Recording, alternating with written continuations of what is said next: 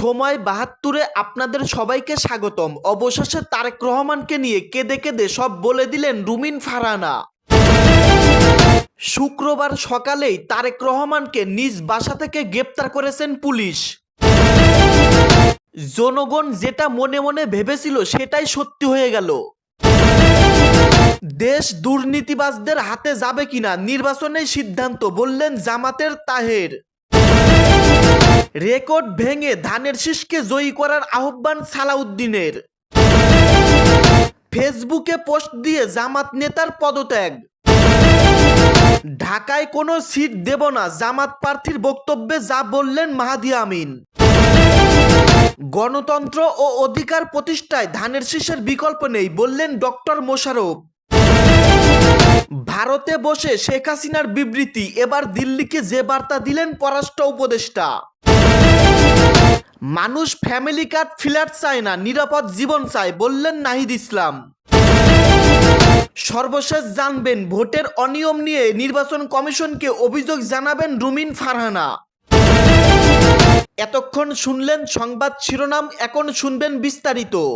দেশের রাজনৈতিক অঙ্গনে এক বিশাল বিস্ফোরণ ঘটতে যাচ্ছে। দীর্ঘদিনের গুঞ্জন কি তবে সত্যি হতে চলেছে?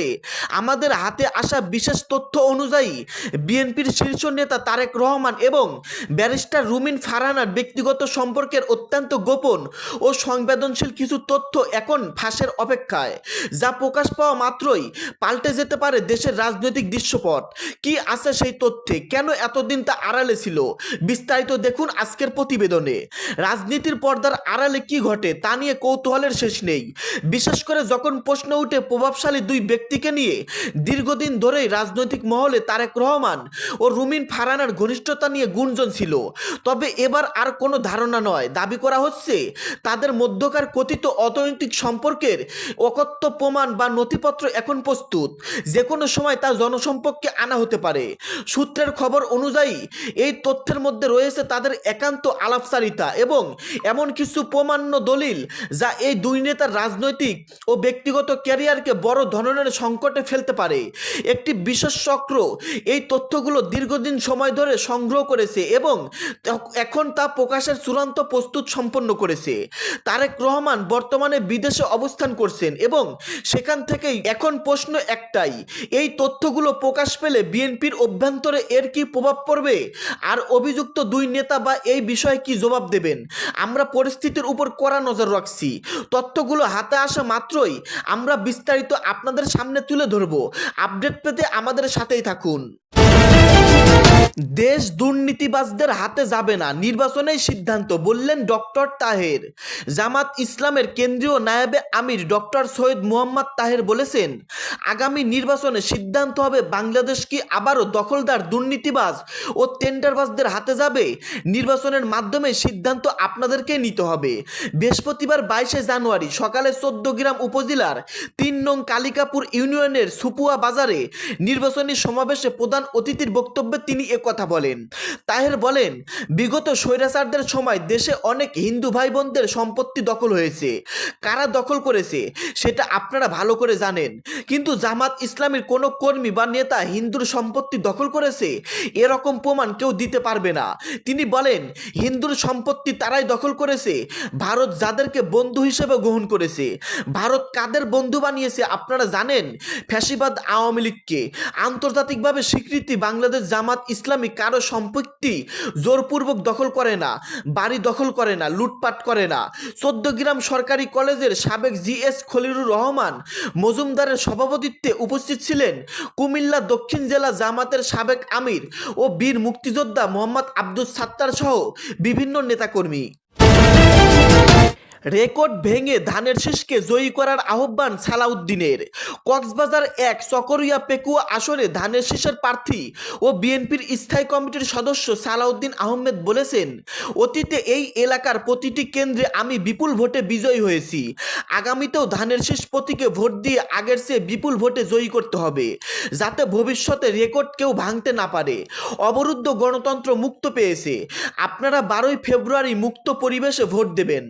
বৃহস্পতিবার 22শে জানুয়ারি বেলা 11টার দিকে চকরিয়া উপজেলার কোনাখালী ও সেমুশিয়া ইউনিয়নের গণসংযোগ চলাকালে তিনি এসব কথা বলেন। এর আগে চকরিয়া উপজেলার কোনাখালী ইউনিয়ন ও ঢেমুশিয়া এলাকার গণসংযোগ করেন এবং বক্তব্য দেন তিনি। এ সময় হাজার হাজার নারী পুরুষ রাস্তায় নেমে এসে সালাউদ্দিন আহমেদকে ফুলের মালা পরিয়ে দেন এবং হাত মেলান। কেউ কেউ বুকে জড়িয়ে নেন সালাউদ্দিন আহমেদকে। তাদের ফুলের শুভেচ্ছা ও ভালোবাসার প্রতিদানে সালাউদ্দিন বলেন, দীর্ঘ 20 বছর পর আপনাদের কাছে পেয়েছি। মহান আল্লাহর অশেষ রহমত ও আপনাদের দোয়ায় আবারও আপনাদের কাছে ফিরে আসতে পেরেছি। আমি এই জনপদে হেঁটে হেঁটে এলাকার স্কুল কলেজ ও মাদ্রাসা সহ নানা প্রতিষ্ঠান গড়ে তুলেছি। আগামীতে দায়িত্ব পেলে আবারও এই এলাকায় উন্নয়নে ভরিয়ে দেব। নির্বাচন কমিশন সূত্রে জানা যায়, তফসিল অনুযায়ী 22শে জানুয়ারি থেকে 10 ফেব্রুয়ারি সকাল 7টা পর্যন্ত নির্বাচনী প্রচার প্রচারণা চলবে। আগামী 12ই ফেব্রুয়ারি সকাল 7:30টা থেকে বিকাল 4:30টা পর্যন্ত অনুষ্ঠিত হবে জাতীয় সংসদ নির্বাচন ও গণভোট। মানুষ ফ্যামিলি কার্ড ফ্ল্যাট চায় না, নিরাপদ জীবন চায়, বললেন নাহিদ ইসলাম।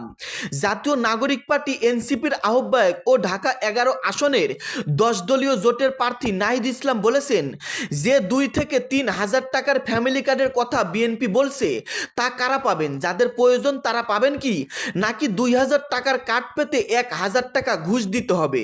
বৃহস্পতিবার দুপুর 2টায় জামাত ইসলামের ঢাকা 15 আসনের উদ্যোগে আয়োজিত এক জনসমাবেশে বিশেষ অতিথির বক্তব্যে তিনি এসব কথা বলেন। নাহিদ ইসলাম বলেন, একদিকে তারা কার্ড দেওয়ার কথা বলছেন, আরেকদিকে ঋণ খেলাপিদের মনোনয়ন দিচ্ছে। যাদের মনোনয়ন দেওয়া হচ্ছে তারা তো আবার ক্ষমতায় গিয়ে লুট করবে, জনগণের টাকা মেরে খাবে। এমন ব্যক্তিদেরই নমিনেশন দেওয়া হয়েছে দলটি। তারেক রহমানের বস্তিবাসীদের ফ্ল্যাট দেওয়ার ঘোষণার প্রসঙ্গে নাহিদ ইসলাম বলেন, বস্তিবাসী ফ্ল্যাট চায় না, তারা চায় নিরাপদ জীবন, যা বস্তিতে থেকেও সম্ভব। অতীতে যারা বস্তিবাসীকে ফ্ল্যাট দিতে চেয়েছেন তারা নির্বাচনের পর তাদের উচ্ছেদ করতে নেমেছেন। বস্তিবাসী এসব মিথ্যা আশ্বাস এখন বুঝতে পারে তারা ফ্ল্যাটের আশায় নয়, দেশের স্বার্থে ন্যায়ের পক্ষে ভোট দেবে। এনসিপির আহ্বায়ক বলেন, নির্বাচন সুষ্ঠু হতে হবে, অন্য কোনো প্ল্যান কাজে আসবে না। নির্বাচন কমিশনকে স্বচ্ছ থাকতে হবে, কোনো দলকে বিশেষ সুবিধা দেওয়া যাবে না। আমরা নির্বাচন কমিশনকে স্মরণ করিয়ে দিতে চাই, আমরা মাঠে আছি, কোনো অন্যায় সহ্য করা হবে না। ইনসাফের পক্ষে লড়াই চালিয়ে যাওয়ার ঘোষণা দিয়ে নাহিদ ইসলাম বলেন, এবারের নির্বাচন কেবল প্রতিদ্বন্দ্বিতার নির্বাচন নয়, একটি গণভোটও আছে। আমরা সবাই গণভোটে হ্যাঁ দেব। বৈষম্য, চাঁদাবাজি, অন্যায়, জুলুম ও আধিপত্যবাদকে না বলবো, এজন্য আমাদেরকে গণভোটে হ্যাঁ দিতে হবে। তিনি বলেন, ফ্যাসিবাদ, চাঁদাবাজির বিরুদ্ধে লড়াই চালিয়ে যেতে হবে। আমরা যে লক্ষ্য নিয়ে আন্দোলন করেছিলাম সেই লক্ষ্য অধিকাংশই ব্যর্থ হয়েছে। গণভোটে হ্যাঁ বিজয়ী করে আমরা সেই আন্দোলনকে বিজয়ের উল্লাসে রূপান্তর করব।